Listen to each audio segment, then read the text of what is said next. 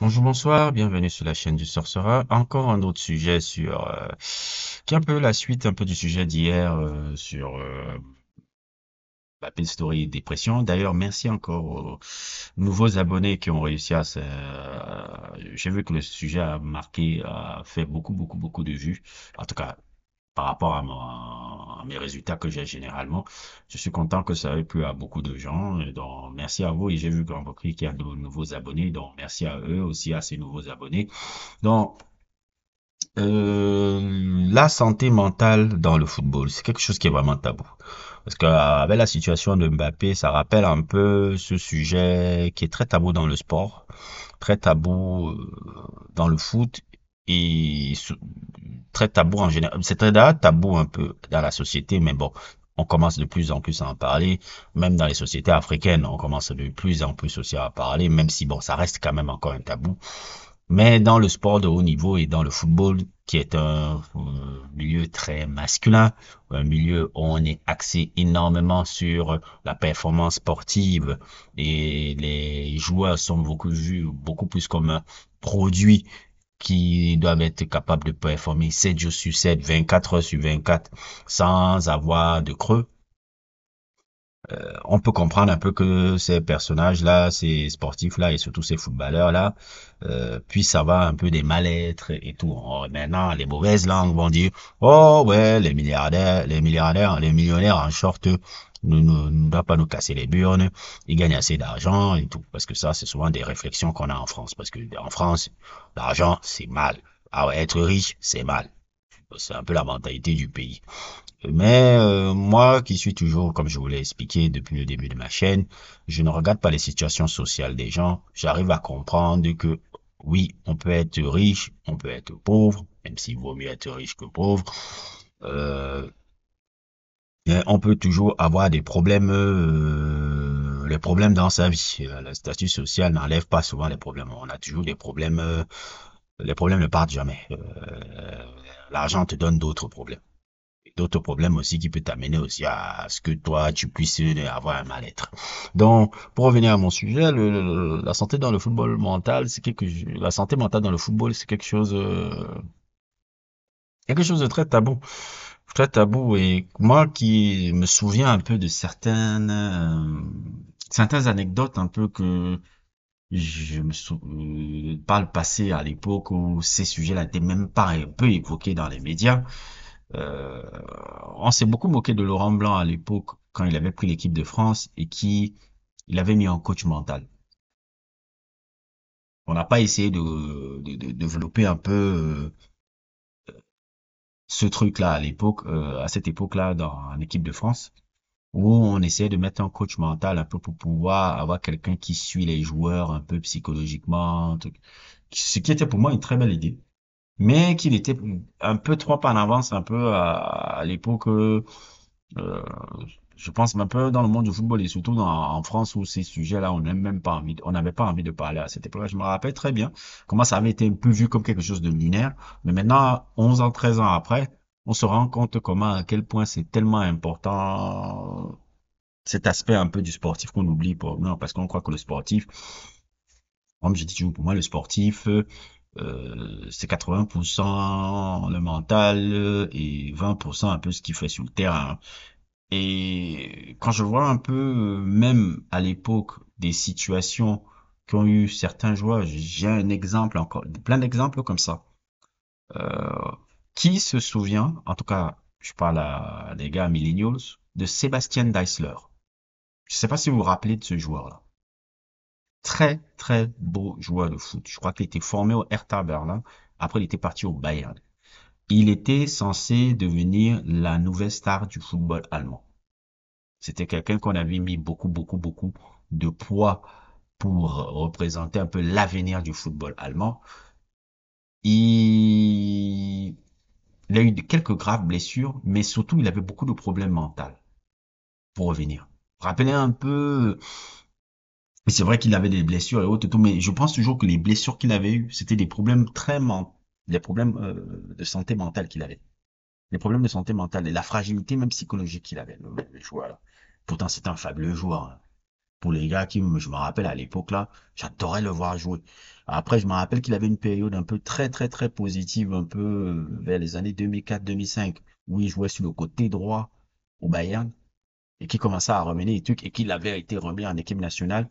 Et si je me mets un peu aussi dans le contexte de l'équipe d'Allemagne à l'époque là, l'équipe d'Allemagne à l'époque là avait un peu, comme on était en période très creuse un peu de leur football, où ils avaient fait une Coupe du Monde plus ou moins, un échec un peu à la Coupe du Monde 98 en sortant en quart, et l'Euro 2000, où ils étaient sortis au premier tour, Sébastien Deisler avait était un peu celui qui portait un peu l'espoir au niveau du football allemand par rapport même au style de joueur qu'il était, puisqu'il cassait un peu avec l'image du joueur allemand, rugueux, truc, parce que c'était un beau joueur de foot. Il me rappelait même un peu, comment dire un peu.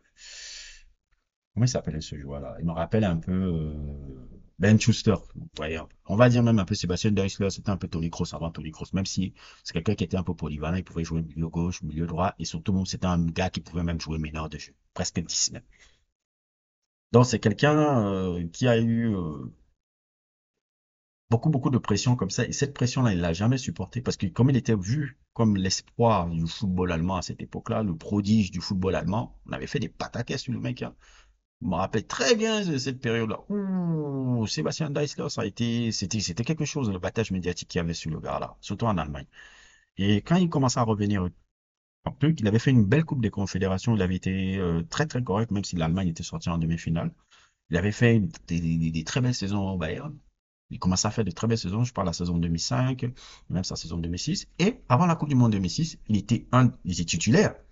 Il était titulaire dans cette équipe nationale-là. Il a littéralement dit je veux pas participer à la Coupe du Monde. Et il a dit, il a craqué. Il a dit je veux pas participer à la Coupe du Monde. C'était la Coupe du Monde qui se déroulait en Allemagne. Il n'a pas voulu participer à la Coupe du Monde.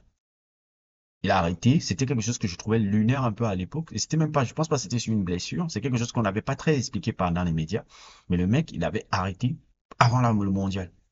Ça m'avait choqué déjà à l'époque. J'avais pas compris. Puisque bon, faut comprendre, j'avais 17 ans à l'époque. Je comprenais pas encore le sport comme je comprends maintenant. Et j'avais pas, on n'avait pas le recul de l'époque. Mais je me rappelle qu'à l'époque, ça avait été quelque chose de lunaire.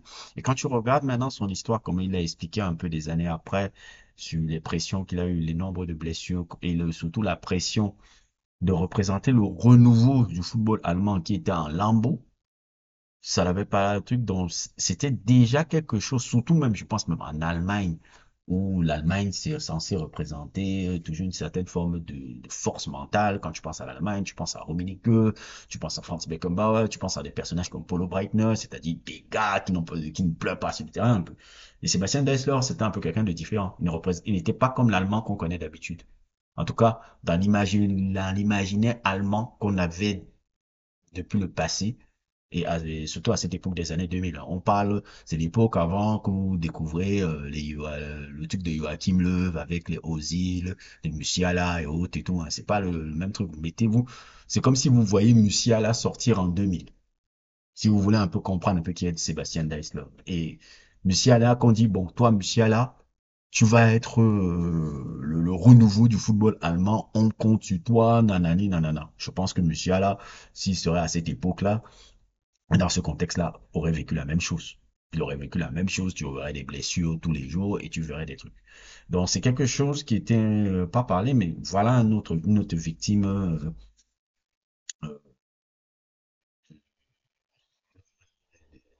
de cette négligence un peu de la santé mentale qu'on avait un peu dans le sport.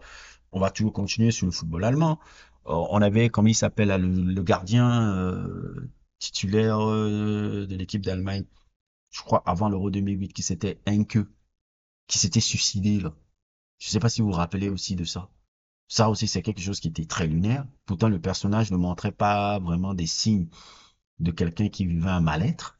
Mais quelques mois avant l'Euro 2008, Même si la situation avec sa fille qui était morte à l'âge de 3 mois, je pense, euh, peut donner des pistes un peu sur la dépression qu'il vivait, mais force est de constater que c'était quand même un coup de massue. ce mec-là s'était suicidé et c'était le gardien titulaire de l'équipe nationale, si je me rappelle bien. Il était titulaire dans les éliminatoires. Henke, ça a été quelque chose qui avait frappé beaucoup un peu le pays à l'époque, parce que son suicide, c'était Christian Henke, je crois son nom, oui. Et ça avait marqué beaucoup de gens. Et c'est très marrant parce que surtout en Allemagne, quand on a au risque de me répéter, on a l'image, on n'a pas cette image avec les Allemands en général. On se dit que les Allemands, ce sont des costauds. Ce sont des gars, c'est pas des pleureuses. Tu vois un peu. Et ça a un peu cassé un peu cette image-là, je trouve. Et que Christian Henke, même quand tu regardes sa vie privée, quand tu regardes son truc, et même c'est les histoires avec sa famille, on a toujours, jusqu'à aujourd'hui, ne comprend pas qu'est-ce qui s'est arrivé. Mais sûrement la pression d'être le gardien numéro un de l'équipe d'Allemagne et tout. Donc, c'est quelque chose qui arrive beaucoup comme ça. Et c'est vraiment encore à l'époque, on n'avait pas encore, on parlait pas de ça à l'époque. On parlait pas de ça à l'époque. Donc, ce qui faisait que des gens comme nous, un peu les téléspectateurs, on était un peu circonspects un peu par rapport à ce qu'on voyait. En tout cas, je parle de ma perspective, hein. On était circonspects un peu par rapport à ce qu'on voyait. Je vais prendre encore un autre exemple. L'exemple du truc, un sujet même arrive bientôt, Johan Gourcuff. Johan Gourcuff est l'exemple type de comment la pression, mais bon, j'ai l'impression que je vais quand même dire que c'est un peu plus lui le fautif. Même si quand on regarde un peu le contexte, j'ai l'impression aussi que c'est un peu plus lui le fautif aussi dans la situation. J'ai l'impression que Goku, c'est quelqu'un qui n'a pas supporté la pression. Il n'a pas supporté la pression et autres. Un sujet arrive bientôt sur lui, hein. Je pense qu'il est même disponible sur mon Patreon déjà. Je pense, je suis pas sûr. Et Johan Gourcuff, ça a été ça. Quand on a fait la une de l'équipe qui le met le successeur, le fait qu'il ait joué à Bordeaux comme Zidane, les buts qu'il marquait contre Toulouse, le but contre la Roumanie, euh, il a craqué. Il a craqué après la saison de 2009 et tout, avec tous